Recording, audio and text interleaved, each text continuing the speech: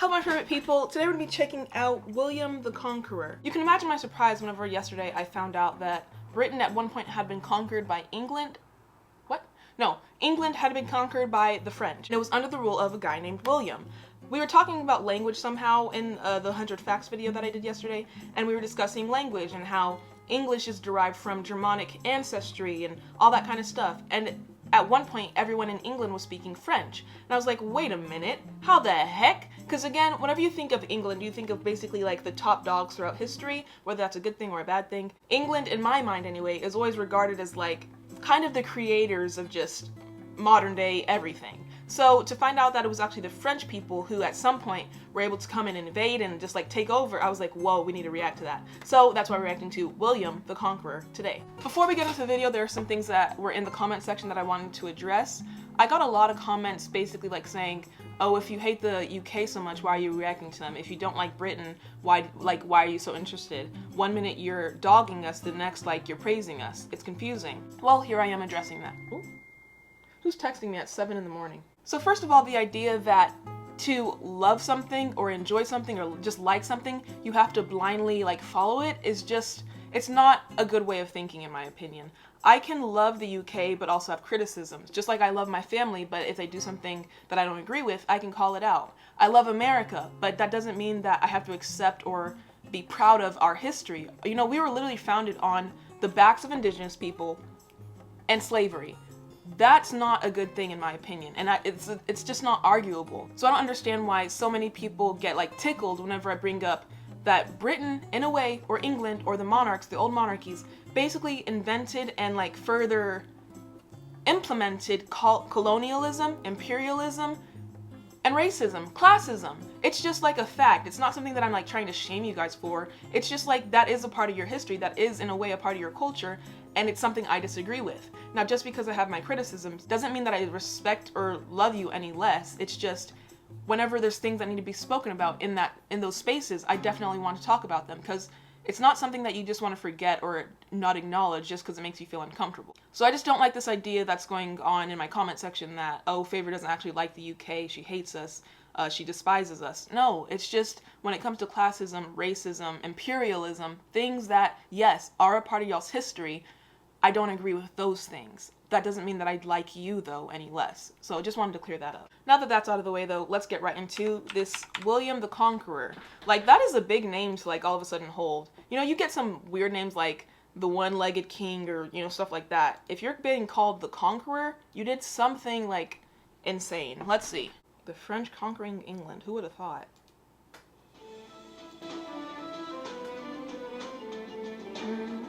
This medieval music is always, like, so boppy.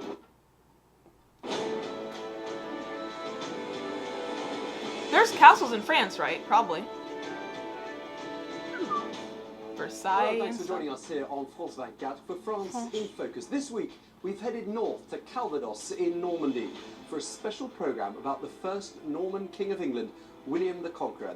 Okay, first thing that I was getting wrong in the last video, I thought Normandy like was referencing the Nordic people, Norway, Sweden and all of them, but it's actually Normand, a place in France. So. Precisely 950 years after he won the Battle of Hastings. Battle of Hastings!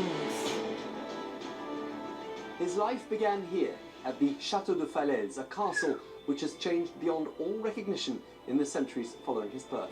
Aw. It's like, it's not that it's run down, but in a way it is kind of run down. That's kind of sad, like, that certain things that have been around for so long aren't able to be preserved. Like, for whatever reason, like, the edges are, like, crumbling down. Maybe because people are walking on it so much, you think? Like, it's open to tourists? Just like y'all have the Stonehenge rocks, like, roped off. I think for things that are very, like, sacred and historical and have the potential of like getting destroyed, I think we should just be able to watch them from afar. But like the way he was walking through the castle, like that's probably why it's getting like messed up. The young Duke of Normandy's childhood was anything but ordinary. But after he consolidated power here in his own duchy, he gathered his troops and went on to win the Battle of Hastings on the 14th of October 1066. Dude, I can't even fathom that. 1066. We're in 2021. They was out here battling in 1066, bitch. What would I be doing? I would be at home making some bread or sewing a new skirt for myself, or out in the streets talking, but then people would probably think I'm a prostitute. What would you even do back then, if you were a woman especially? Just have babies? Nah. He was crowned King of England 10 weeks later. These events completely transforming the course of European King of history. England Let's take a look. from France. Hey, oh, comic Most know book. him as William the Conqueror, but before earning that title, he was called William the Bastard. Aw. Born in 1027, he's the son of Duke Robert and a Falaise tanner's daughter. At just 8, he inherits Normandy when his father dies while on a pilgrimage. Okay, so a pilgrimage is either like a religious adventure, or it's like where you go out and just like trade, do alliances and all that stuff. Basically, you're going out from your home to venture out and go to other places. I'm sure some people weren't happy though that a bastard is now king. Like, I guess he had no other legitimate sons or daughters. I don't really know if daughters were allowed to become queen in 1066 or before then, I guess. But yeah, William the Bastard. What a name. Like Jon Snow. But now everybody has baby daddies and baby mamas, so it doesn't... That's sad. 12 years of anarchy later, William, with the King of France's aid, wins the Battle of Valais-Dune and forces the rebels into submission. Ooh! Ooh! 23, he marries Matilda, the daughter of the Count of Flanders, and cements his status as a feudal lord. So the only way to like level up in your class was to marry up. But again, I guess the only way you could marry up is if you were a warrior, because, you know, Matilda's not trying to marry one of these peasants down here. Peasants, I use that term loosely. But yeah, he went from being a bastard to now everyone praising him.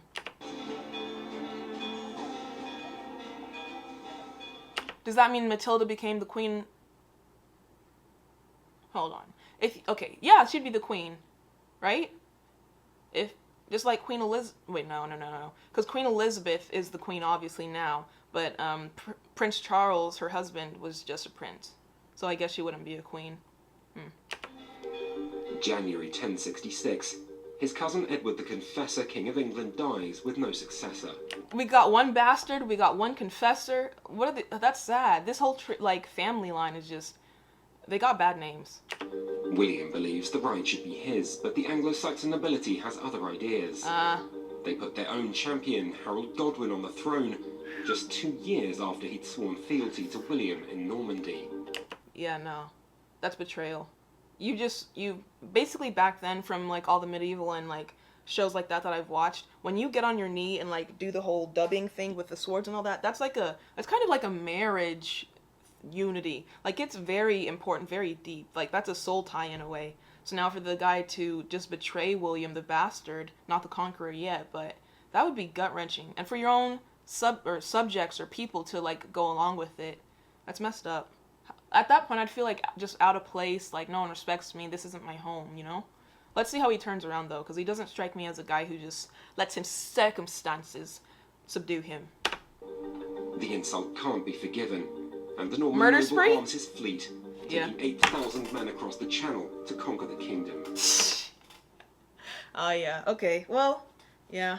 I mean, I understand the reasoning, but damn. Because now there's going to be a lot of bloodshed for the throne. I mean, you know, this is why wills should have been a thing. Just write out who your successors will be before you die, so that it's taken care of and there's no, like, debate. But yeah, it should have gone to William anyway. Let me know what you think. Should William have gotten the throne, or the best person who swore fealty to him, the best warrior? Both sides finally clash in open warfare near Hastings on October 14th, 1066. So while all the armies are out there in the fields fighting, what are the people doing? Just like, oh, they're at it again. Like, your own, like, government system is kind of suckish. What do you even do with that? William leads his cavalry from the front, spurring his soldiers to action.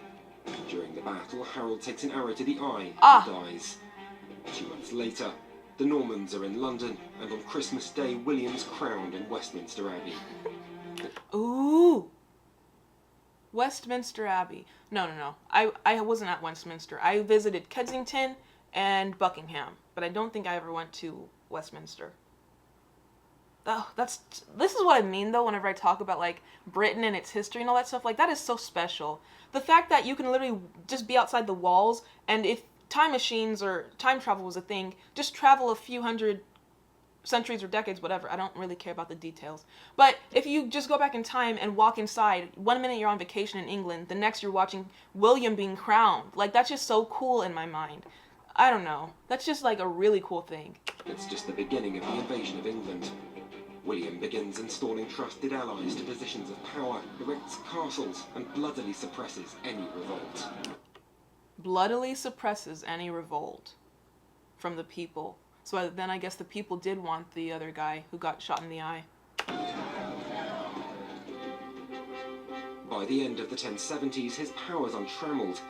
Even the King of France stands in the Duke-turned-royal's shadow. The armies of both would meet on the battlefield in 1087 as William launches his final expedition. The Conqueror's reign, though, ended as it had begun, in bloodshed. Yeah. William died in Rouen at the age of 60. Wait a minute. William's already dead? Jeez. Okay, so there was someone else from France who basically wanted to, like, go against him or revolt against him, and this time the revolter actually beat William. I feel like if you're the king, you shouldn't be in the front lines, you know? You should be on the battlefield, because, like, that's, if you're not, you're kind of, like, they would probably consider you, like, a coward. So maybe be in the back lines on your horse, you know, mounted with all the other nobles.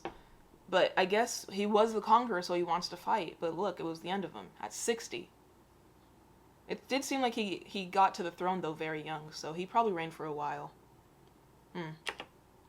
Well, to find out more about this transformation from Duke of Normandy to King of England, I'm joined now by Professor Veronica here at the University of Caen. Thank you so much for speaking to us.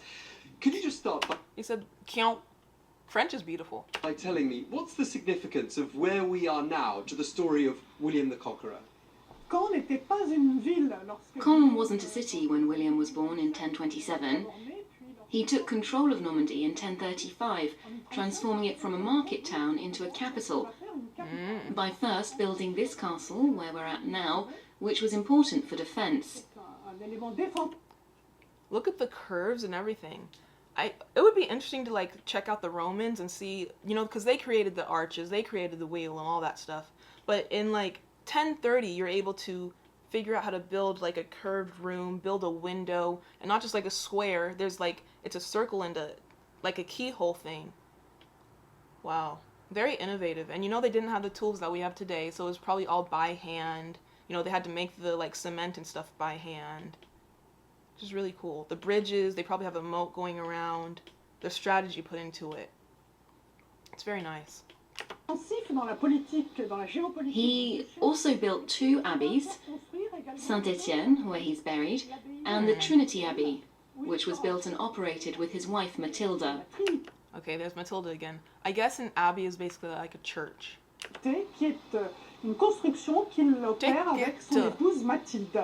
Matilda. Professor, the fact that William the Conqueror's parents weren't married to each other, did that pose problems for him? Was that considered a bit of a scandal in those days?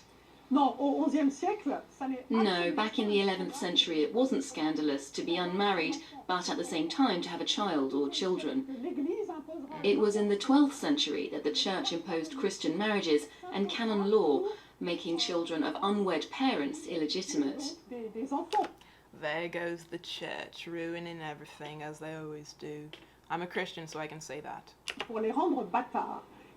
You should know that William was nicknamed the Bastard in the 12th century by an anglo-norman monk, Orderic Vitel. But a freaking monk being rude? How dare you? That's not very Jesus-like. But who, at that time, was basing his argument on canon law from society at the time. Exactly. Tell us a little bit more about the invasion. Was William the Conqueror a genius when it came to strategy? How did he go about preparing for that invasion of a foreign country?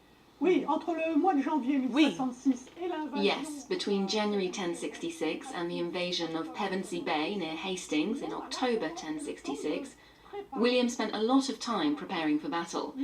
He recruited men from all over the place, not just Normandy.